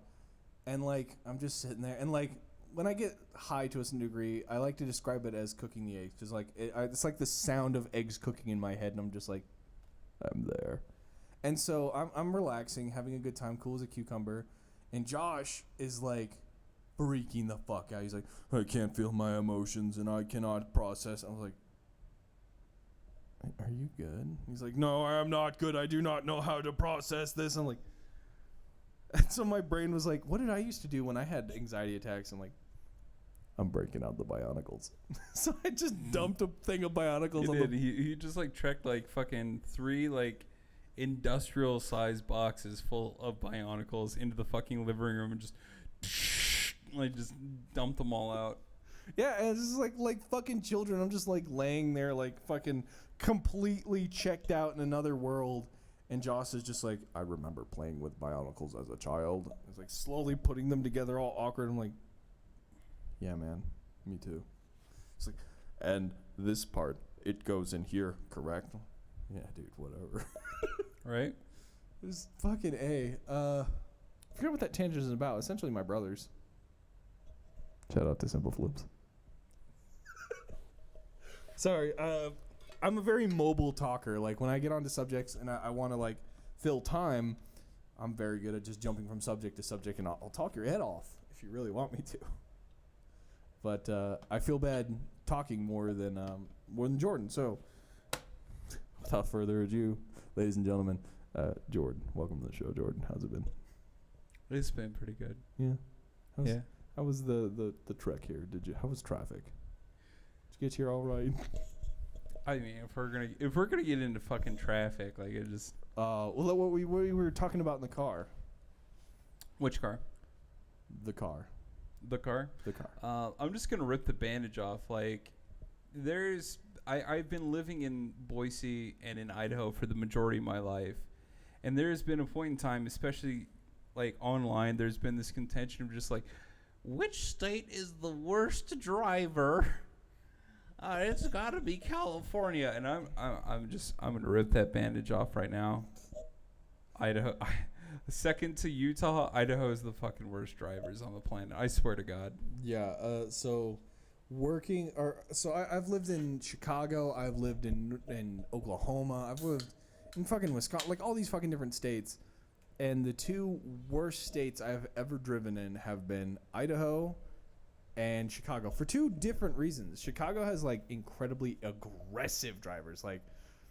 I'll scoot back to make ample room so somebody can merge, and they're like, thanks, and then they merge and then brake check me. Like, why have you done this? I've trusted you. And like, I gave you space. You didn't need to check the space. Yeah, and, like, it's like, I can't give you space because the guy behind me is, like, stacked 3 dudes deep trying to fucking get in my butthole, and while, you know, fucking Bromobile behind him, the Brodozer, is, like, trying to fucking, like, monster car over us. So it's like, I'm trying to give you some space, bro. And he's just like, hey, I noticed that you're not a specific distance from my ass. And he just, get in there. And then over here in Idaho, they just don't know how to fucking drive. Like, you guys do not know how to fucking stay in the lines. How is it that hard? Bro, staying in the lines is coloring book simple. You blinkers, stay in the lines. I see you making a turn, you're just like, the yellow line's a suggestion. I'm like, why? It's not a suggestion. It's not even just like that. Like, when they're so there's, like, a 3 lane, so it's like 2 for going forward and, like, 1 for going right. And it's not even, like, turning into it. It's just, like, going down, like, fucking Chinden or some shit. And it's just like, there's a dude that's just on the very far left side. Like, I'm going straight. That's where I need to go. And then within 50 feet of needing to turn, they're just like, they don't, no blinkers, no nothing. Y'all mind and if it's I just merge like 3 lanes? Yeah, y'all mind if I? It's just, that's all they fucking do. And like earlier today, like I just saw some dude like just even going down Geckler, where if none of y'all are like local, know where that is. It's like 3 blocks away from fucking Timberline High School. So, like, if this guy is just swerving in and out of the fucking bike lane, going 45 and a 30, it's like, dude. It's one of the main reasons why I just wish that there was a mandate for it's just like, all right, you've been driving for this long, you've been driving for about 5 years. Can we just have a little bit of a refresher? And it's not even that. I think like old people should also be tested because the worst offenders I've been in a couple of non-serious accidents, and it's all been old people. So one of them was so back in Chicago, coming out of the college I was going to, there's a very fucked lane. So it's a T section, and then literally like 3 cars length a light. So at this T junction, it splits into 3 roads, and it's very fucking confusing. So you want at the T junction, but not turning left at the first turn, but heading towards the light is where you'll make a left, because there's a bumper there. They're not a bumper. There's a fucking guard there. So people, you'll think they're going left, or they're trying to get past you or trying to do something, and they're trying to merge. So there's been so many times where I'm just going forward into the lane like a human being, and somebody's like, I need to make the left now. And it's been consistently just that side. My car on the right side, back when I had my car, it was like the paint scraped. It's like a dented in a little, and it's because car after car after car would bump my car, and then the median would just like almost slice them away from me, and they had to like go straight in the only lane like every fucking time. And I'm like, why do you drive like this? Like, we need to be retesting old, and it's always old people, because like, I'll go in, I'll park and see, because if they want my insurance. Is this country kitchen buffet? Yeah, and like they'll get the first one that happened was like this old lady in a giant fucking bro-doze. I expected like fucking Hammer Pants America to jump down and be like, you want to get roundhouse, boy? And like, this little old lady fucking melts out of this car like fucking. Oh, I'm so sorry. Just melts out of the fucking truck like silly putties. I didn't see you. I was just thinking about the nickel candy Yeah, in the corner store. She was like that, and she's like, I'm sorry, I didn't notice you, young man. Like, we don't have to get insurance involved. I apologize. I don't. Here's $20,000 from my retirement fund. Yeah, well, she gave me $5, and she's like, I'm sorry, it's not a lot, but like. There's $5 to replace your original Ford 1918 two-stroke. And just keep the change. No, because I had a Nissan Altima, and getting that shit repainted is expensive, and she fucking chipped my paint. Here's $5. It's just like... Go get your car's subframe fixed, your wheel realigned, and your brakes checked. Oh, don't forget, you can have a malt milkshake afterwards at the malt shop. It's like, fuck off. And she gave me $5. She's like, we don't have to get insurance involved. It's okay. No, we don't. For $5? Yeah, what's your insurance? Is it Allstate? We cool, Grandma. We cool. And like, yeah, so like, I'm looking down at this $5, and my brain is like, that meme where it's like the lady just like thinking like all the shit's going around her head now. I'm just like trying to figure out the like, what? Because I was thrown off because an old lady coming out of a bro-dozer, and then just like, I don't know if you're threatening me. Am I threatening you? What is going on here? She's just like, we don't have to get insurance involved. And it slides me $5. Are you making a play? What is going on here? Are you threatening? You're only worth $5 to me. Look, son, I would say, you don't want to have another accident, do you? Oh, shit. No, I don't. No, I do not, Grandma. Good. It would be a shame if you went home and ate Grandma's cookies and had a heart attack. If you committed suicide with 2 bullets behind your skull. Oh, Lord, that would be that would be terrible. Say hi to JFK for me. Okay, so I'm going to quickly check the comments. Nothing. We got nothing new. There's nothing. So thank you, nothing. Thank you for providing it. Oh, it's because I sorted by most relevant. I'm going to sort by all. And there's probably still nothing. That's not what I expected. Good evening. Let the band play on. No. But no, okay. So after that, I just noticed that it was old person after fucking old person. Here, I'm just going to sit like an idiot real quick. There we go. So it was like old person after fucking old person would just fucking hit my car in the same spot, same place, same style. It was nice or weird car, and then old person just like, where am I? Only one dude got mad at me, and it was like this fucking super balding, like liver spot. Like this guy, like, dude, you gotta go, man. I'm looking at you, and they've been literally punching your card for fucking days, and you're not going. But he's just like, how dare you be in my way? I was like, How dare you continue to exist? yeah, and he got out of his car and he walked up and he's like, how dare you get in my way? I like, you saw me. Like, you turned left illegally, right? and how dare you? Like, you can't turn. We can get insurance involved. No, it's okay. There's no need to get insurance involved. That's okay. We're all whippersnapper. Another $5. There's another $5 from the mullet shop. It's like, fuck off. No, and it sucked because like it would never be my fault, and because they happened so many fucking times in the same spot, my premium went up like constantly. Like, I think like the first time I ever got into a car accident was actually going down Chinden, and it was with Ensky in the back of my car. Not a whole lot of people, nobody, so Ensky is a friend of mine, and so like we were going there to pick up someone else. yeah. And we were heading down to go turn left to go up that road to pick up that one person. You know who I'm talking about. Yeah. And The just resident out of skeleton. nowhere, this fucking Jeep Cherokee just fucking T-bones my goddamn car. And I'm in the turn left lane, so that means they had to fucking ate that shit.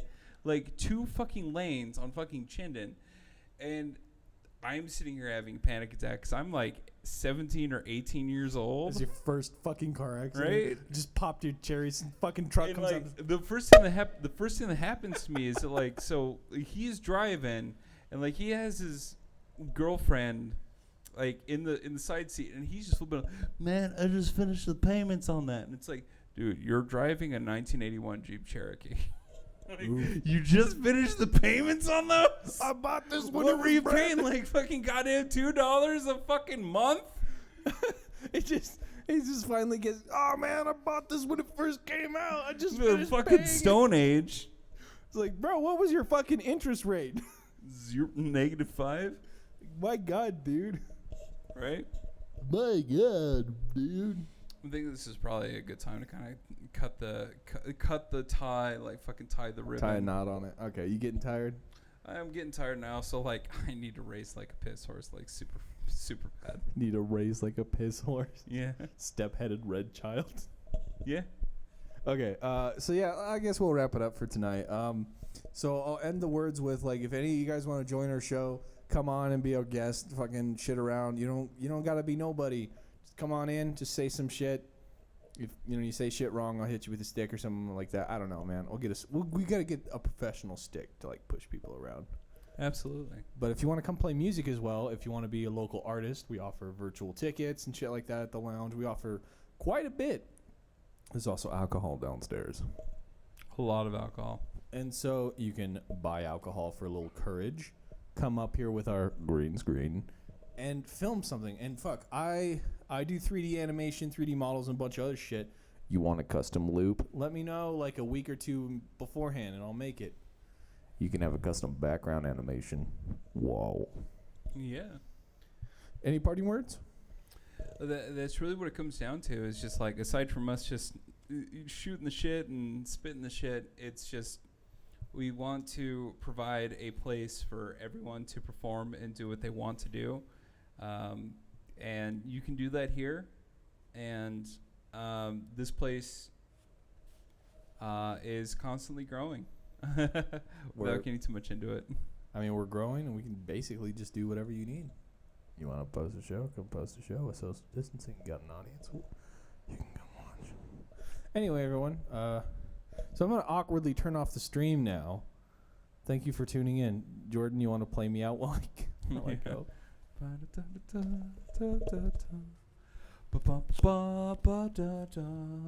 He's gonna turn off the stream in about a few seconds. Here we go. He's gonna turn it off. Tune in next time. Donate to Patreon /Bagel Tiger.